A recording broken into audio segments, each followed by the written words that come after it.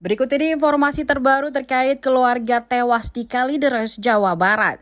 Diketahui ada 4 orang sekeluarga meninggal misterius di rumahnya di perumahan Citra Garden 1.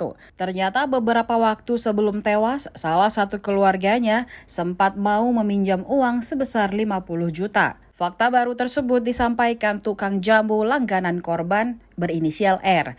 Si tukang jamu sempat ditanya salah satu anggota keluarga tersebut apakah bisa meminjamkan uang sebesar 50 juta rupiah. Dikutip dari Kompas.com, kata mendiang anggota keluarga itu, uang tersebut akan dipakai untuk biaya operasi keluarganya. Belakangan R mengaku kaget saat diberitahu pedagang rokok di lokasi itu bahwa satu keluarga tersebut telah tewas secara misterius. Padahal keluarga itu merupakan langganan jamunya. Penjual jamu mengatakan bahwa keluarga korban kerap memesan jamunya.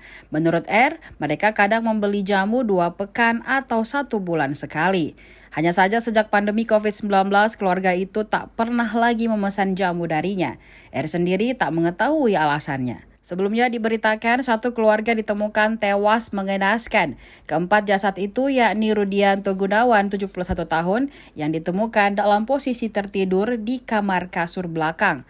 Kemudian istri Rudianto bernama Margareta Gunawan 68 tahun ditemukan di kamar depan dalam posisi tertidur di atas kasur. Di kamar yang sama juga ditemukan jasad anak dari Rudianto dan Margareta yang bernama Dian, tetapi letaknya di lantai. Terakhir, yakni ipar dari Rudianto bernama Budianto Gunawan yang ditemukan dalam posisi terlentang di sofa ruang tamu.